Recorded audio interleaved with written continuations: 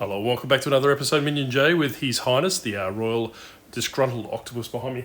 And before we get into today's episode, I just want to do a little bit of housekeeping. I know we're going to sound like a bit of a hypocrite in regards to this, but please, in your comments, just be very mindful that if you do put comments relating to other YouTubers, other resellers, other people in the community, all these different things, they may be taken in a different way as to when you write things. So just be very, very mindful of the fact is that they're all humans, besides this guy. They do have feelings, and likewise, that you wouldn't appreciate if they came after you. Me personally, I've got very thick skin. I've been kicked out of the army, remember? So by all means, go to town, go to leather on me in the chats or in the comments and all these different things. I don't particularly care, but please refrain from taking strips off people. You can be generalised. I have no problem with that if you talk about people. But by all means, please don't use their names, don't use their their cities or their states they're in, or refer to them as a certain demographic. And you pretty much know who I'm talking about. So like I said, is that I did have a chat to someone earlier in the week about, I suppose, how comments in this particular comment section had made them feel. They overanalyzed it and all these different things. Whilst I read them, like I've said before, I don't delete comments. I don't believe in deleting comments. Everyone's welcome to have their say as long as it's within reason. There's only been one comment that I've actually deleted off the channel, and that was actually someone having a go at someone else's son. So that is probably where my line is. Like I said, by all means, please go to town on me. I have no problems. I don't particularly care.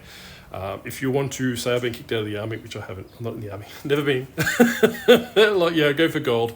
But by all means, be very, very mindful is that, and I have mentioned before, is that my line of work in the military, yes, I'm still in there, is got a relation or related to a bit of mental health. I'm not a practitioner, I'm not a professional in any capacity, but I do have elements of my role and my category that I do take care of people's mental health. And I'm quite confident of the fact that we do need to look after each other. We do need to be mindful of each other's mental health. So by all means, please, play nice.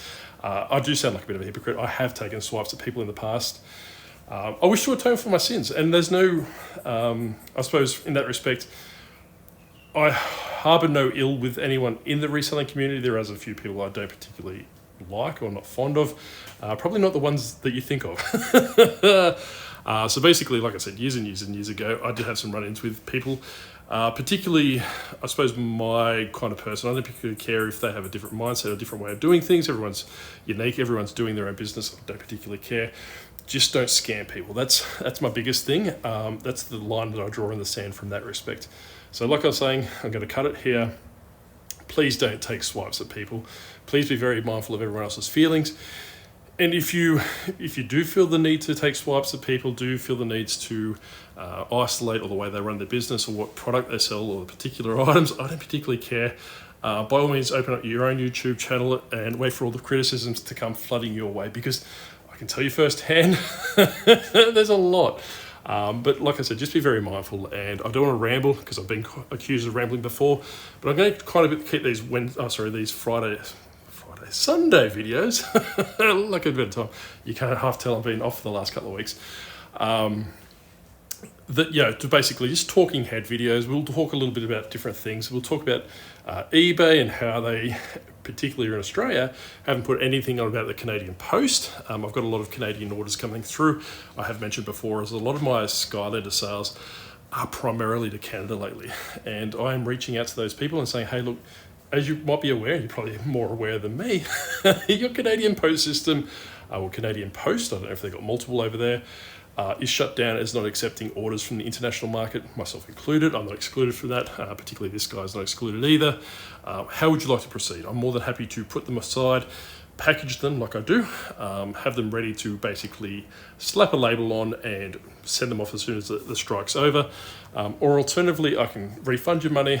And what I normally do is right at the end of that message, I do put in there saying, hey, look, at any stage, if you do want me to send it, just let me know if you change your mind, and I'm more than happy to do a complete full refund and all those different things and get it from that perspective.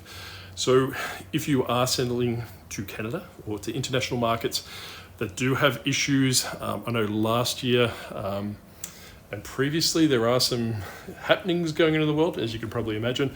that may limit mail going to certain regions and certain countries and certain different elements. I suppose from a business owner, and I am rambling, you need to be very mindful of current world events.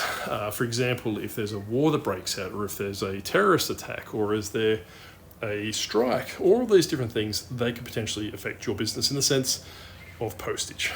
So don't wait for eBay to flash up in the seller community hub or whatever it is to say, hey, look, we're not sending to Canada, which they haven't to my knowledge. We're not sending to Israel, we're not sending to Syria, we're not sending to Russia, all these different places. You should be really, really in tune with that before it even materializes and work out your plan B in that respect. There's nothing wrong with engaging customers in those areas and say, hey, look, this is what's going on. What do we want to do from this perspective? By all means, we can offer you a refund. We can offer you, to hold your parcel until things blow over and go from that perspective. So what I did want to bring attention, just with the Canadian Post, I sent something off, would have been the first week of November. I actually just had it returned to sender. So I need to go to Australia Post on Monday, which is tomorrow, and say, hey, look, where do we sit from this perspective? Do I get my money back, or do I basically have to ride that as a loss, which I potentially think that's what's going to happen? I don't particularly care. Once I find out that information, I will put it in the community page. So by all means, if you haven't already, please like, comment, and subscribe. I don't normally say that. I did have someone take swipe at me once because I did say subscribe about 118 times on the video, which is quite excessive. But hey, I've got 3 subscribers, so I must be doing something right. So when we're going to today's video. We're going to have a little bit of a talking head one. So before I get into probably or possibly why this video might be the last one I film, I'm a dead man walking. We'll elaborate on that a little bit. I just want to talk about 2DSs, 3DSs, all these different things, right? So I went and picked this up last night, and this is a 2DS, an original 2DS. I don't particularly suggest picking these ones up. This is the black and blue one, obviously. Very astute. So if you are looking for Nintendo 3DSs, I would potentially tell you to look for new 2DSs in the sense that that's what they're called, right? So not brand new. Brand new is obviously going to garnish you some more money if you sell it in box brand new. Look for new 2DS, new 3DS XL or new 3DS. New 3DS with the removable plates. They're basically the same size of I suppose, an original 2DS or a 3DS, and they have removable plates. You can put on your own custom Nintendo plates and all those different things. I have sold them previously.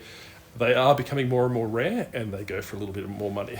Nintendo new 3DSs XL, they are big money in the sense that I was picking them up, I want to go say early last year for about $100, $150 off Facebook Marketplace, and probably flipping them for, high 200s, early, $325, all those different things. You'll be lucky to find a very decent one in a very good condition for under about $375, $400 now. They're going quite high. They are spiking because of Christmas, so by all means, look at Christmas. A lot of kids, I suppose, Santa may bring them Switches, may bring them a PlayStation 5, may bring them an Xbox One Series X, which is my personal console of choice. I've got them all. I've got problems. And the Sega Master System. Santa needs to bring one of those. So just going back. So basically, when Boxing Day rolls around for us in Australia, or that period between New Year's, I would be heavily involved on Facebook Marketplace because a lot of kids, they are looking to get rid of their old presents, or their old toys, for example, like 3DS, Wii U, PlayStation 4, PlayStation 3, your VR headsets, and all these different things.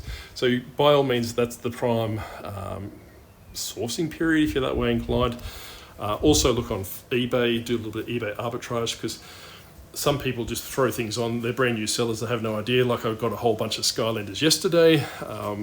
She quickly reached out to me and said, hey, look, are these worth that much? Because my son's really cracked the sads that I put it up for $50. I wrote back honestly and said, hey, look, there are a lot of Skylanders. It's a bulk lot. Realistically, the most you could have hoped to get out of this as a bulk lot was probably about that $7,500 mark. From my perspective, if you're going to sell them individually, you're probably looking at about $350 over the course of time and all these different things. And I said, look, you did really well with $50 from my perspective, right? However, if you had waited for 6 to 12 months, you probably could have got that, high 200s, 300s out from that perspective. So I have no problems when people reach out to me and ask me questions. I will truthfully answer, but it is on the onus of the seller to do the research and work out how things are worth, not for me to educate them. So by all means, put it in the comment section below if you do think the same. I do see a lot of YouTube videos where they get lambasted, especially in picking videos, such as like the Commonwealth Picker, ADH Dave, and all those different ones. There's a lot I probably miss. I don't think anyone's had a swipe at Shane or Chris yet. Soda City Flips and Hilo as well. But realistically, people in the comments, going back to what I said earlier in the video, is they have swipes and they're saying, hey, look, you ripped this old lady off, you ripped this old man off, and all these different things. It's the onus is on the seller to actually work out and research the prices. A lot of these board games, I think I will talk about what sold this week, may have sold through the week, and I think I put something on the post. However, I picked up a board game off Facebook Marketplace. It was brand new and sealed. It was called Talisman. I think it was the 4th edition. I think we're up to currently at the 5th edition. This is another point. You need to actually work out terminology. I know I'm rambling. Terminology in your niche. So today, when I was listing some board games, I didn't know what NIS stood for, which is new in shrink wrap, right? So that's actually another keyword that if you've got a brand new product, especially in the board game arena, or I suppose for like a better term, because I was using a whole bunch of spaces, new/sealed, right? So, but now I will do new/NIS, for example, if it is, NIS. And there's open boxes and all these different things. But going back to what I was saying is that with this lady that sold me Talisman for $50, I sold it to Saudi Arabia for $550 plus post. Yes, I could have gone back and did all these different things, all these philanthropic, in the sense that I'd go back and give this lady $200 and all these different things. That's not on me. I'm taking the risk, as a lot of resellers do, in buying this product, holding it for a long time. That particular item only lasted 2 months. I think I've said in previous videos that, and my father-in-law's down at the moment, hence why there's no one in the garage, because my wife's taking him out Christmas shopping again. I will touch on it a little bit later. But going back, we're in the risk on these things. I'm trying to source things that move very quickly if they're outside my niche. So my niche is primarily Skylanders and board games now. Quite enjoying that, quite enjoyed learning board games. I'm one of those people that are very visually stimulated, I suppose, for lack of a better term. Graham, if you are watching, don't elaborate on that. So I know Chris's or someone else in the past has mentioned in one of the comments they love looking at the board games and the way they're laid out and all these different things. I am one of those people that love coming into the garage and seeing, it's not very clean at the moment because I've been trying to reorganise because I've got a whole bunch of board games here. Having them set up and having them look visually appeasing from that perspective, right? Skylanders not so much. But when I used to primarily sell Lego, and I have sold Lego, and I have said Lego before, all these racks were full of Lego boxes, right? And I would literally come into the garage and I'm not going to say meditate because that could be taken in the wrong context, but I would literally be in awe by the visual, the layout. I'd have it all in basically size order, so it was my OCD, it was triggered from that perspective. It may be a side effect of ADHD, I'm not too sure, or a little bit of autism mixed in with that. So by all means, like I said, that I don't play board games. I don't have the patience for board games, which I definitely know is probably an ADHD trait. However, I love looking at the graphics and the boxes, and which is primarily something that should have triggered my parents when I was a little kid. So just going back quite quickly, flashing forward. Remember, Sunday is my rambling video, so if you're going to catch around, we're just going to have a conversation. We're going to have a bit of a community building program, and hopefully I can teach a couple of things in between. But this is my Sunday video. The Wednesday video, I'll do a very quick edit, cut straight to the point, 9-minute video. So going back to when I was younger, so basically when I was a kid, we used to get Christmas catalogs primarily through the mail back in those days, which would be 50, 60 pages of the original Nintendo, the Sega Master System, Mega Drive, Super Nintendo, Ninja Turtles, Ghostbusters, G.I. Joe, He-Man, all those, obviously not together because it's different different eras I'm talking about there. But I absolutely loved my parents. They should have twigged there's probably something wrong with me at the start, but they would say that they never knew a kid that would basically be more infatuated with the packaging than actually the toy themselves. So I wouldn't necessarily get a hairdryer out, but it was probably a step below that. Or we get a very sharp knife and just, slips right underneath the plastic covering on a Ghostbuster toy or a Marshmallow Man, which was my favourite when I was a kid. Then keep the package material, look at the back, and just fantasize or imagine having all those different toys and all those different things. Same with Sega Master System games. My Sega Master System 2, which I probably got in 92, 91 when I was about 8 or 9, 10, that box lasted until I joined the Air Force, which was about 2001. Because I would hold it there, I would look at the back, look at the graphics, and they were very pixelated, 8-bit graphics, right? And they would, basically that box would be just my go-to. So these are the different things, and I know I'm rambling. There's a bit of an insight as to, I suppose, how my brain works and why I particularly, to tie it back to reselling, is that's, I suppose, my strength, right? So we were talking a couple of weeks ago about SWOT analysis, strength, weakness, opportunity, and threats, and all these different things. My strengths is that I've got batshit crazy going on within regards to presenting and regards to actually the item condition, all these different things.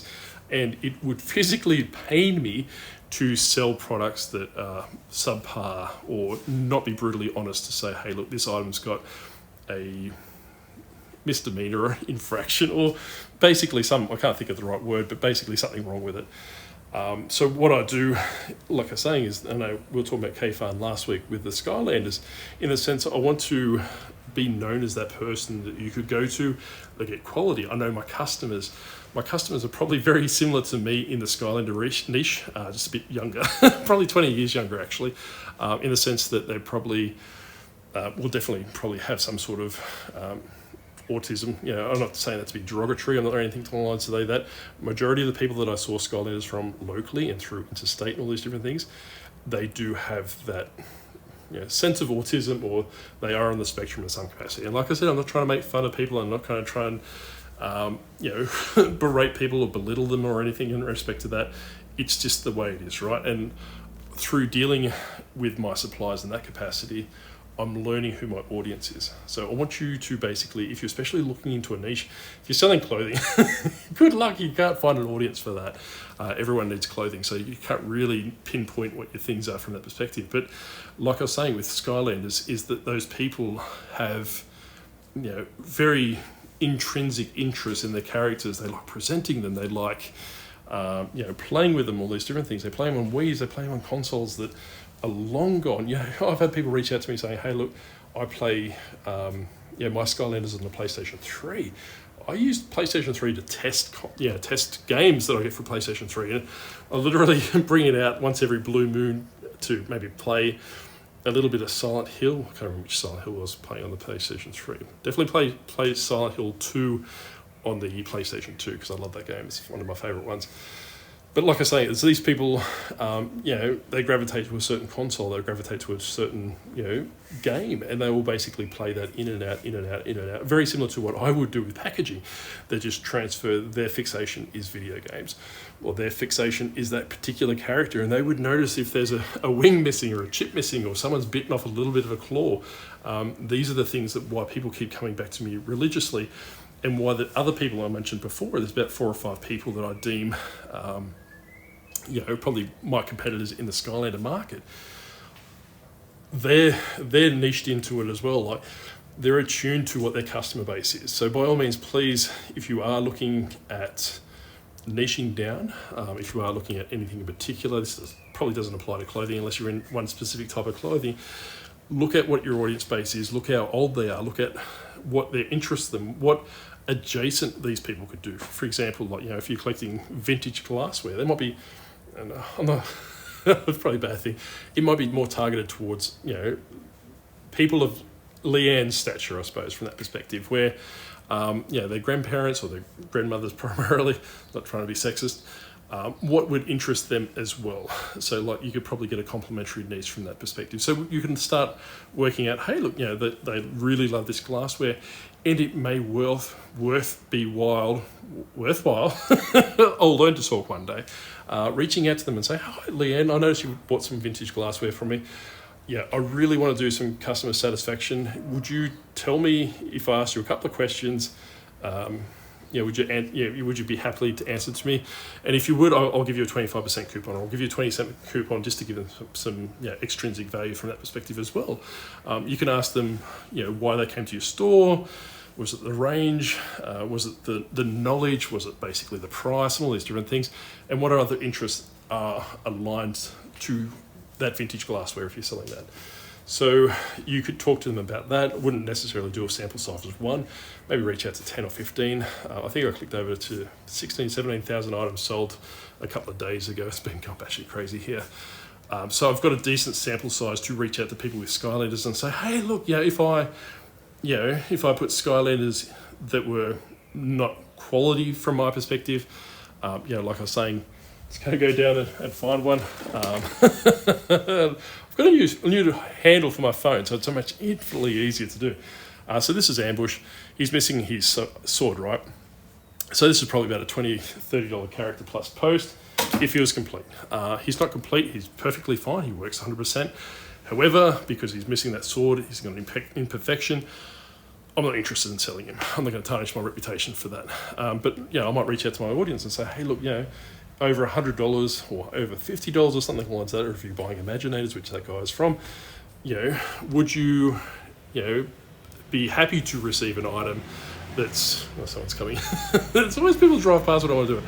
We've got a pretty quiet street where I am at the moment, and whenever I decide to film, people come down the street. Would you be happy for me to add a character that's less than perfect, or still primarily works, because like I said, I do test these characters, or would you not like that? And like I said, going back to originally what I was saying about my clientele, my audience, or my customers from that perspective, being, and like I said, once again, this is not begrudging against anyone that may be on the spectrum. I'm not saying everyone that plays Skylanders is, but primarily the people that I'm dealing with are. They might say, hey, look, no, I don't like that, because I primarily look at it from a quality perspective. I want a complete figure. I want it as perfect as it can be, and you supply that. If you give me a free character that's less than perfect, I might take offense to that, and I won't buy from you again. My customers, because of their demographic, they're quite blunt, and I have reached out to a few of them before. So that is another reason why I personally don't put broken Skylanders in with packages anymore, because I have reached out before, and I have said this before, is that people reach out to me and say, hey, look, thank you for my order. I love it. Everything works perfectly. However, I noticed you put an extra character in there. Is that for me, or is that someone else, or it's missing a head and all these different things? I was spending copious amounts of time answering questions about free products that I gave to them. I thought it would surprise them personally. I just bought another Skylander, and we'll get to that in a second, from a competitor, and I will get to that. To see, like I said, is that getting, you're creating more work for you for nothing. So I thought I would surprise these people, but like I said, it was backfiring in the sense of all these different things. Going back to what I was saying with the Skylander quite quickly. So I will drop ship from other Skylander sellers in those 5 that I've mentioned, like they do to me. But what I do is I use one of my off accounts, which is I've got 3 accounts, one for Lego, one for Skylanders, and one for sourcing, to basically, for the sourcing account per se, if I don't know the person, or if I recognise them from Instagram, like King Nostalgia, I did buy some Skylanders off him again. Thank you, mate, for that. That's greatly appreciated. I will use the Octopus account. Not so much of an ego thing, but just to let them know it's me. By all means, that they're not going to have any issues from that perspective. And by all means, if I do buy Skylanders of you through the Octopus account, don't give me any preferential treatment. I'm not up for that. There's something that you've missed and I've caught. That's particularly why I probably want to come buy off you. But going back to buying off your competitors from a sourcing account, you can actually work out how they post and how they ship and what they do with their items. For example, I just had one arrive then. He actually put in a little bag of lollies, which is fantastic. But then you also run the risk of hey, look, I've got diabetes, I don't want that. What are you doing? Right, these are gummy bears. I don't particularly like gummy bears. So there's always these idiosyncrasies. I will get a little story, and I know I'm rambling again, and I apologise. If you're that one person that doesn't like me rambling, maybe just put me in 1.5 speed, 2 speeds, probably 6 speed, probably get through the video a lot quicker. A couple of years ago, my Lego store, for those that don't know, is a Halloween theme store. I love themes, I love marketing, and it was very, very successful, and I told you from the start, the reason why it failed, and still going to some capacity, but I don't spend much interest in it now, the reason why it failed is because I didn't continue to evolve. And this is why I'm finding a lot of people in the Skylander space, is that someone in particular I'm thinking of, they were quite heavily into Skylanders, however, they didn't evolve. I just went and checked their pricing. Their pricing's pretty exorbitant as to market pricing for Skylanders, and they since moved out of the Skylander market, which is, like I said before, it's nothing to do with them. They might have a new interest, or me bringing more people into the Skylander space by talking about them.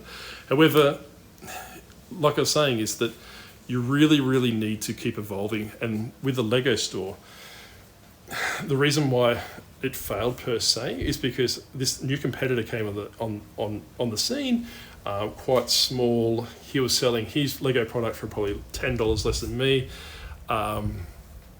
but he, at the time, what I didn't recognise because I wasn't really that attuned with eBay at the time, he had a secondary store, for example, my octopus store, right? So my octopus store makes high profit margins, and I'm not saying that to, make myself look big or good or anything in that respect. It's just the fact of the matter, right? But he was probably primarily running a store similar to the octopus model, in the sense of saying, hey, look, pick up these board games for $50, pick up a Brat style for $50, which I did sell for, what was it, $550, $600, $750, or whatever it was. I will put it on the screen. Basically probably using those profits to offset the losses on the Lego store. He was selling things at retail with free postage. So the way that Lego worked back in 2017, you couldn't get it from someone in my capacity unless I was willing to spend $100,000 plus a year on a Lego account to get distributor rights, which I wasn't doing. I was primarily just retail arbitrage. So this person was just going to the shops, going to BW, going to Kmart, going to Walmart if you're over in the States, and whatever is in UK.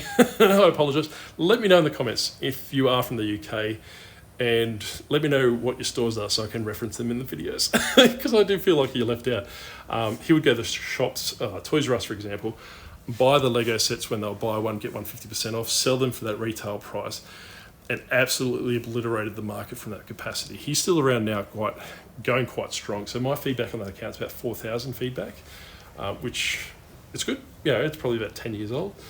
His is about 40,000 feedback, and he's done that in the last 6 years. There's always people driving past. It's the same car again. They can't take it past. So he literally obliterated everyone in the Lego market from my size. So I have said previously I was doing about $100,000 in sales, probably from my first year of Lego. I was studying at uni through ADFA, which is our Defence Academy. A little bit of background story as well, just to give you a bit of an insight for this episode. Caring, sharing. So basically I was doing a course, and I'm pretty sure I may have said this before, but I'm going to tell you again. I was doing a course through uni called Online Business or E-commerce or something like that. And for the major assessment, which was worth 95%, this professor was just insane, 95%. He wanted us to create a hypothetical business or company to basically go through hypothetical challenges, with a SWOT analysis, hypothetical roadblocks, logistics, and all those different things that encompass running a business. To talk about those and how we'd play them out, and kind of write a thesis statement. Not a thesis for a bachelor, but you kind of get where I'm getting, right? So what I did, me being me and being very special, I actually created an eBay account, primarily with a focus of selling Lego. It was themed as a Halloween store. It was ran by a vampire called Alucard, which, for those that know Castlevania or Dracula, Alucard's Dracula backwards, right? And Dracula's son in the games. Absolutely love Castlevania, one of my favourite series. So that was the name of the store. When I first started on eBay, that was originally called Lucifer's Bricks and Pieces. However, and this is a little tip for new players, my beagle was named Lucifer, and I know Drew Trott's got a beagle, and I've been in a few of his chats admiring Archie, because I absolutely love beagles. I lost my beagle when I was actually at OTS, which is our training school for officers. So long story short, it was named after my beagle, because my beagle was the evil incarnate. I named him because Halloween's my jam. Named him before I even met him. So basically, obviously picked out a beagle puppy. Before he even moved home, his name was Lucifer. He lived up to his name. So my Lego store was this, fashioned obviously in homage to my beagle at the time.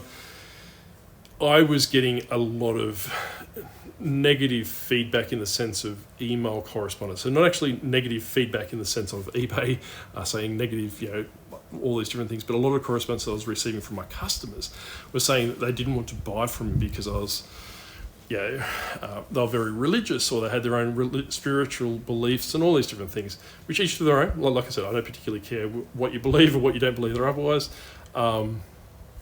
And they didn't want to purchase off me because of obviously the name. They love the product, they love the service I was providing. However, because of the name, they couldn't do it. So what I did is one particular lady, I refunded her. I said, look, hey, I'm sorry, you feel that way. This is the background story, legitimate. I actually put a photo of Lucifer in the Facebook, the eBay messaging back in the day. And I said, look, this is Lucifer. Yes, he is naughty. I didn't use evil. However, he's lives up to his name kind of thing, just a playful kind of thing. She said to me that she didn't want a refund. She couldn't, and like I said, going back to her beliefs, she couldn't take a refund from the devil. They got a lot of things in the past, but devil's probably the new one at the time. So I said to her, look, hey, I will donate the product to charity. I think I donated it was like a little Lego set. I donated to one of the Christmas appeals for sick kids, which I normally do as well. If I have things that sit around for a very long time, and I know I'm all over the place this time, I'm just trying to spew everything out. I had a migraine this morning, which if you do suffer migraines, I sympathise with you. And I know exactly what you're going through. Me personally, I find, and this is not medical advice. A lot of people normally say no financial advice, but this is no medical advice. But the doctor that I used to get treated from, he told me to take Nurofen Savance, which is like a kind of paracetamol adjacent.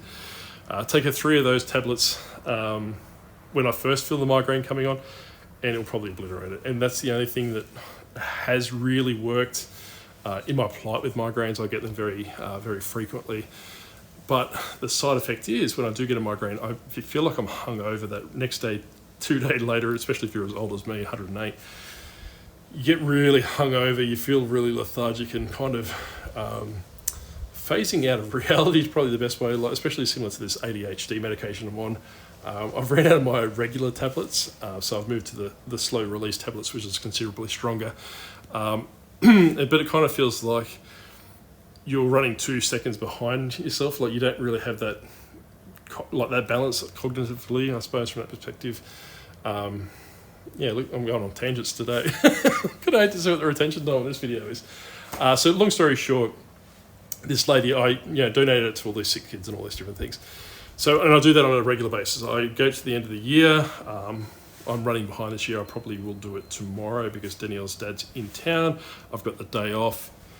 I will go through my old new stock in the sense that it's sealed, or it's sealed in some capacity, shrink wrap. I don't give open boxes. Like if it's a brand new board game that's everything internally is sealed, I wouldn't donate that. I would just basically anything that's factory sealed. And I was going to ruin this, but I actually bought myself a lava lamp yesterday, so I might actually buy another one of these lava lamps from Kmart and donate it to one of the children's charities. We have something down here in Canberra, which is the local radio station that goes around and picks up presents for kids that are less fortunate. I say poor then, less fortunate, or they're sick and all these different things. So I'm more than happy to donate to those causes. I do, like everyone else, I don't care who they are or who they think they are, or how good they think they are. We make a lot of mistakes from resellers, right? Even I make reselling mistakes, and I've been reselling a good part of 20 years now, going back, and I probably have stuff in here that's been sitting here for 20 years. So the stuff that I buy over the course of the year, it's not going to be high dollar value kind of stuff, but if I bought something on clearance last Christmas expecting to do a quick flip this Christmas and it's still sitting here and it's sealed and it's probably that $10 to $15, $20 mark, it'll just go on one of the Australian Post Hessian sacks, then I'll just donate it to a donut spot. Personally, I do not donate to the Salvation Army or Vinnie's or anything along that to their thrift stores. If they came around for donations and all these different things, I'd probably be more inclined from that perspective. However, being someone, and I'm talking to my demographic here, right? So going into thrift shops, and I have said before, seeing how they treat their customers and seeing how they treat the people that come in. And Tori, the Geelong Flipper, was actually talking about this the other day, how they're not catered towards the less fortunate. I always joke around and say, hey, do not sell to poor people. And I always laugh because I keep thinking that Vinnie's is taking me literal on that because the pricing of their stores. So that in itself, that's why I wouldn't donate to those stores, because I don't want to I would rather give the person that's less fortunate directly, a present or food or something like that, opposed to going through somewhere that, and I'm not casting judgment, not casting fingers or anything, that volunteers may go through the products first, isolate things. Hey, look, I'll buy that, or I'll take that home. Go from that perspective. Like I said, I would rather it get to the end user. Hence why I normally go through radio stations or community events where we are in our suburb here in Canberra. It's kind of, I'm going to say it's a gated community, but it kind of acts like a little bit of a gated community in the sense it's very neighbourly. A lot of people do charitable things. We have like big events for Halloween, we have big events for Easter, we have big events for all those major holidays and those different things. We have street parties and all those different things that I don't particularly didn't grow up with, because my father, probably part of the reason where I get this from, he was very introverted, kind of like my wife, where I kind of take over after my mother, extroverted with just some extra special qualities. But like I was saying, is that they organise the stuff here, and I would be more than happy to donate in that capacity, because they normally take it to welfare shelters, they take it to women's refuges, they take them to kids, sick hospitals and all these different things. So like I said, I'm more than happy to donate to those causes. I'm not going to dig myself any deeper with that capacity. So I just want to quite quickly get onto our flavour of the month with Skylanders. I know a lot of people have been selling Skylanders since I've been speaking about it, which is fantastic. Please, by all means, sell what you want to sell, but just be very mindful of the fact is, and I have seen people, I monitor them on eBay. I do it probably 3, 4, 5, 6 times a day. I can see people dropping their prices because they haven't been listening, or they haven't been listening to everything I say in regards to Skylanders. That 99% of these are junk. Like literally, this tub here is probably full of $2 Skylanders, like that first green one there. So generally speaking, the second one or the last one in the series of the colours you see, they're the high value dollar ones, right? So if you see 2 tubs here before I get to the high dollar ones, what kind of makes you think that there's a lot out there that are junk, right? So by all means, like I said, take me literal. My biggest fault is that I'm too brutally honest, right? I don't have no filter between here and here. So if I tell you something, it's not some power play, it's not some strategic. I'm not smart enough for that. I'm literally trying to tell you things so you do not waste money. You don't make mistakes that I've made in the past. I'm not trying to sell you things. I've turned channel memberships off by all means. If other people have channel memberships on, that's not a dig at them. If they are giving you guidance and they are giving you support and they are giving you ideas and how to streamline your business and all those things, by all means, consider joining that channel membership and supporting it from that perspective. But for me personally, I didn't think I was giving enough back to the community to support it or to warrant it. I know Leanne's got it on. I know 2 Aussie Thrifters have got it on. I don't think Blake has. Blake's got more personalities than I do. I know Tori, the Geelong Flipper's got it on. I would support those people, personally, by all means. But if you do not have the capital, which a lot of people that jump into this reselling space don't, please don't feel obliged to support them unless you are getting something out of them and you want to say thank you. Like you can use different things like super chats, super thanks, buy them a coffee and all these different things. Not that I want anything in that capacity because I feel obligated to give you something in return. But like I was saying, is that just be very mindful. Don't necessarily join up to paid memberships or channel memberships and all these different things if there's no tangible value back to you. Like I was saying before, Facebook groups, and everyone knows my stance on Facebook groups, however, paid Facebook groups. However, if it's giving you a tangible result or a return on investment, you're using it, you're actively using it, you're seeing your 90-day total or whatever it is going higher, you're seeing your distribution chains coming better, your products you're sourcing are better, by all means. And if that's worth for you, fantastic. But like I was saying, is what I personally witnessed is a lot of people were using it for community. They were lonely. They were more than happy to pay $60 a month for something that they're not using, what I normally call a gym membership. Hey, New Year's resolution, go to the gym, pay $100 a month, whatever it is, use it 3 times and never use it again, and fork out $1,200 over a year. But like I said, that I personally enjoyed the Facebook group. I got what I needed out of it, then I moved on. Just don't get caught up in the trap that, you're paying to be associated with someone or paying to be friends with someone. There is a lot of great podcasts out there. The Business of Banter podcast, Trash to Cash, if you can bear that one. There's a lot of great videos out there. Going back to the podcast, Profit Playbook podcast, or the PPP, with Josh Galt, Scott and John, which I quite enjoy. I'm actually listening to that before I started this video. Josh Galt's fantastic review that way. Chris Helo's well, Soda City Flips, by all means. If you do want to support someone and you want my recommendation, please go across to Shane Soda City Flips channel. I'm not going to go into the background of what's happened, but if you watch a couple of his latest videos, you probably get an idea of what's currently happening with him in that space. Shane, Chris and I have been friends, on YouTube pretty much for probably close to a year and a half, probably 2 years now. Both those guys are fantastic.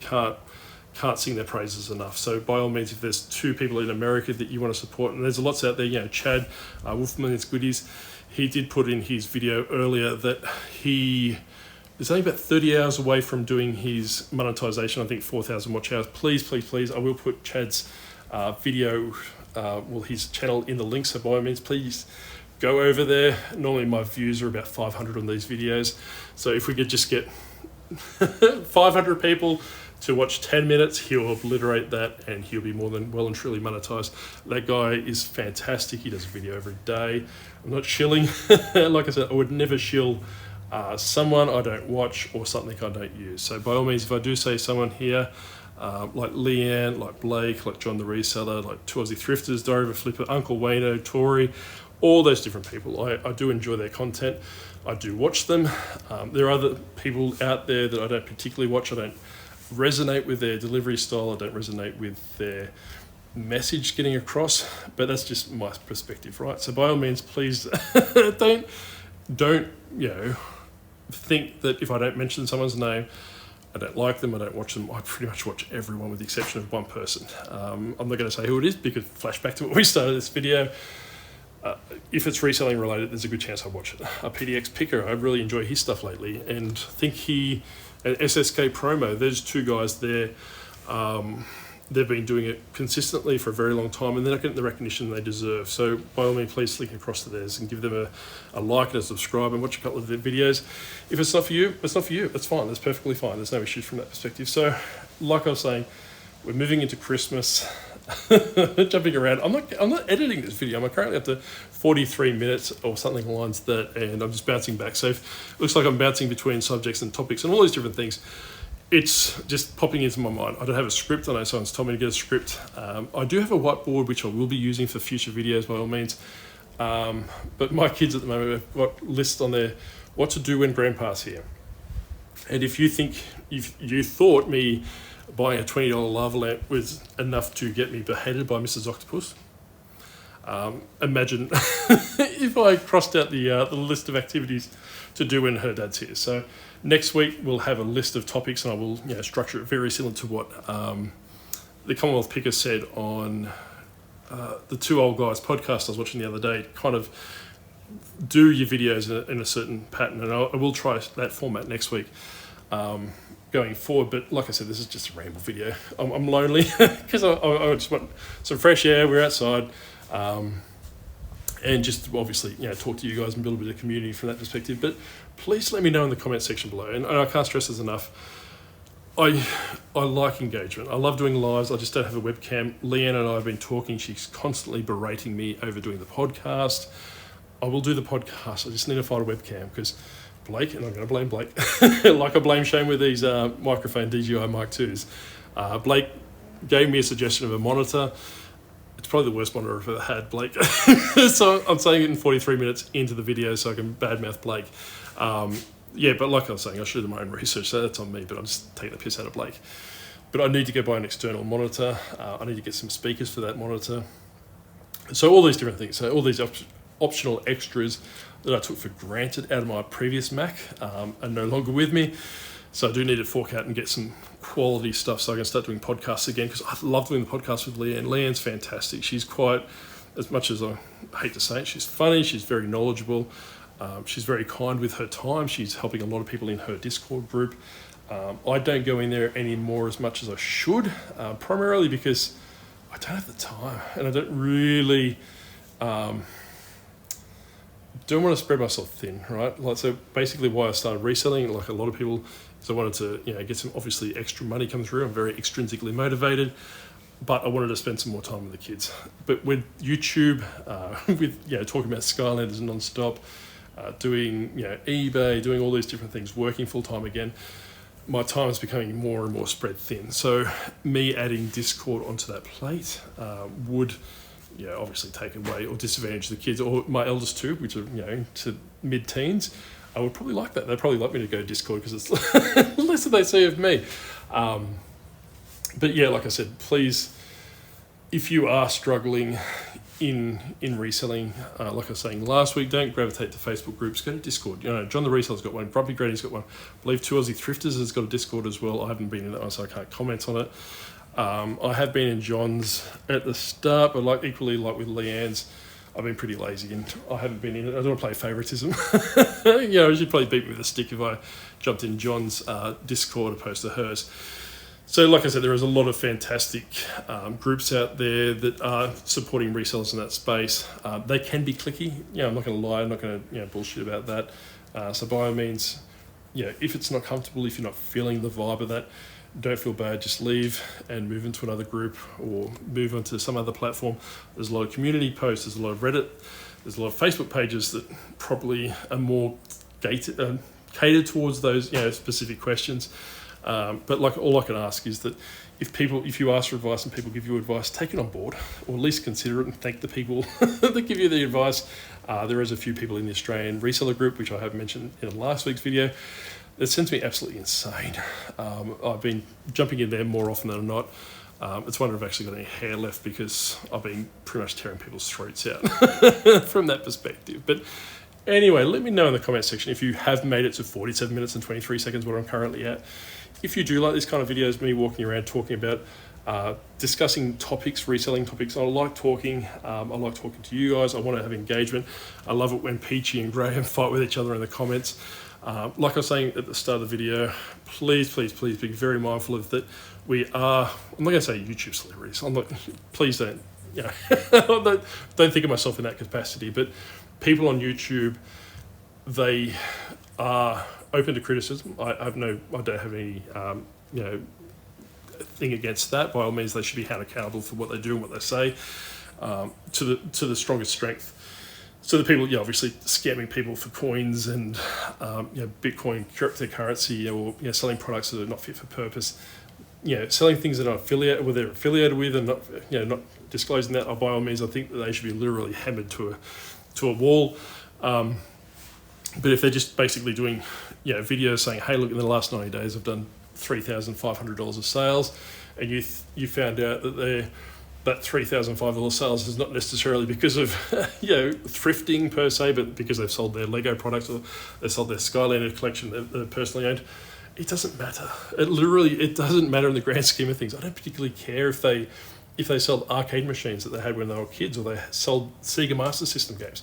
If they are selling it, they can tell people how to sell.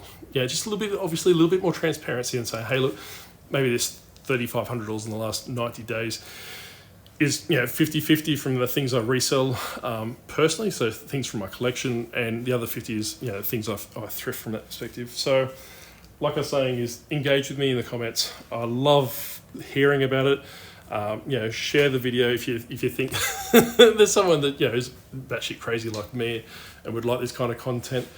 Like I said a little bit earlier in the year, I do enjoy reselling.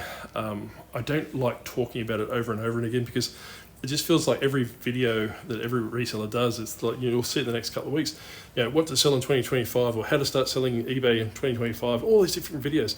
And I said in last week's video, or this week's video, that stuff bores me to tears. I don't particularly care, and that's why I don't do how-to videos. I'll drop little hints in the videos and tell you how to do things, or something specific to my niche, how to reset Skylanders, or not really my niche, but Nintendo 3DS consoles. But what I would suggest, do not format them, right? So I was going to get this a little bit early, but I forgot. Don't format them. Don't factory reset them anymore, because the Nintendo store, the Nintendo Online, has been shut down. So any accounts that are currently on that the Nintendo 3DS are useless, right? They can't connect to the capacity. They're not going to give you email addresses. You can't hack private details. It doesn't come up with joshua.gib, blah, blah, blah, blah, blah, email addresses, for example. You need to be very mindful that if there are games on that, and there's currently Mario Kart 7 pre-installed on that console. A lot of those consoles from that era, especially that colour, had Mario Kart installed on it. If I format that game disappears. You can't get it back. Because it's linked to that Nintendo profile and it's linked to that console. If I format it, it's a Nintendo 2DS, which is probably worth $150. With that game, it's probably going to $175. As I bundle more games onto it, it becomes $200. So that's what you need to be very mindful of, and say, hey, look, I need to do that extra 20 seconds of research and work out what these products are, what makes this unique, what this goes from that perspective. What I would suggest as well, even though I'm telling you not how to do things, a lot of these you'll find don't have styluses. If you go on eBay, I normally use a guy in Newcastle, I can't remember his game store name is, to buy just generic styluses. You can buy them in packs of one. However, if you come across Nintendo 3DSs, 2DSs on a frequent basis, I'd probably buy them in a pack of 5. It'll cost you about maybe $3 or $4 extra. However, next time you get one of these, and I can guarantee you 9 out of 10 of these I get, do not have the stylus, because the little kids that have it, they lost the stylus years ago. Then I've got a little cup full of styluses, and just go from there and go from that perspective. Keep USB chargers for Nintendo 3DSs. So if you get a Nintendo grey 3DS, 2DS charger, with the cord and the plug and all those different things, they go for decent money, because the later consoles, the new consoles, like the new 3DS XL, new 3DS 2DS, all those different, anything with a new in the front of it, they didn't actually come with a charger.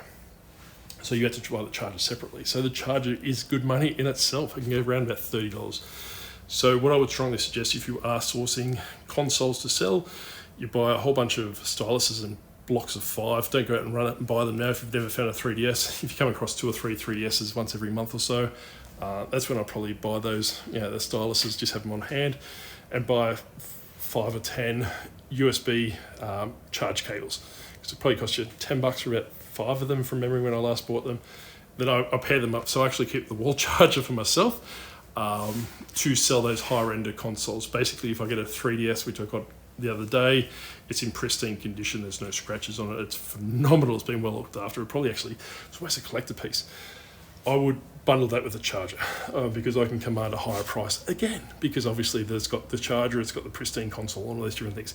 That one, bundling that console with the charger, which I got from that console last night, is redundant. You're not going to be able to charge that premium for a very low level, less sought after console. That flat 2DS, they're pretty much garbage. Unless you're getting from $50 below, I wouldn't necessarily go looking for them, unless they're pink. Pink ones are good. Keep pink ones. However, like I was saying, is that the ones that fold, everyone knows what a 3DS is. They fold down like that. Whether they're a 3DS, a 2DS XL, a 3DS, a new 3DS XL. I know, jeez. The ones that fold down like that will command a higher price. Keep an eye on the back, on the bottom. Oh, I just took a photo. I don't want to look what it is. So basically on the bottom of the ones that fold, they're very susceptible to scratches. So be very mindful. Look at the bottom, photograph them well, photograph them from an angle, because if you take it from the top down, there's a good chance those scratches won't come up, and you'll be looking at some less than favourable feedback. Not speaking from personal circumstance, however, I try and photograph things to show the flaws, and that's what I strongly suggest you do as well. I think I've ran out of voice. It's a 55-minute video. I don't think many people are going to last this long into it, but thank you very much for all those that have watched all the way through, listening to my rambles. Let me know what you think of this style video. In future, I probably will have more of a structured layout. Won't be things just popping in my head as we go through. If you haven't already, please like, comment, subscribe, share it to your friends. Check out the videos that I've, check out the channels that I've mentioned through this one. Big one would be checking out Geelong Flipper, Two Aussie Thrifters, and Wolfman's Goodies, Soda City Flips. If you only got time for one, either Soda City Flips, Helo's World, or Wolfman Goodies. Because like I said, those guys are phenomenal. They're more than happy to help this community. They are helping the community in their own respective niches and their own respective realms. Chris, for example, Helo's World, is quite transparent and basically no bullshit. So very similar to me in their respect, without all the craziness going on behind the scenes, and he doesn't wear an octopus costume. But he's a legitimately nice guy and wants the best for his viewers. So by all means, one of those channels I highly, highly recommend. And likewise for Shane. Shane, because of his situation at the moment, more than happy to push some traffic across there. Like I said, you don't have to support them financially. Watching their video past, I think, the 9-minute mark, whatever it is, gives them a little bit of ad revenue. It might only be a cent or two, but that's actually helping them in the long run and helping with their endeavours. But anyway, that's enough for me today. I will probably catch you Wednesday if my voice has recovered. Once again, thank you very much. I really appreciate it. Please don't take swipes at people. More than welcome to take swipes at me. I don't particularly care.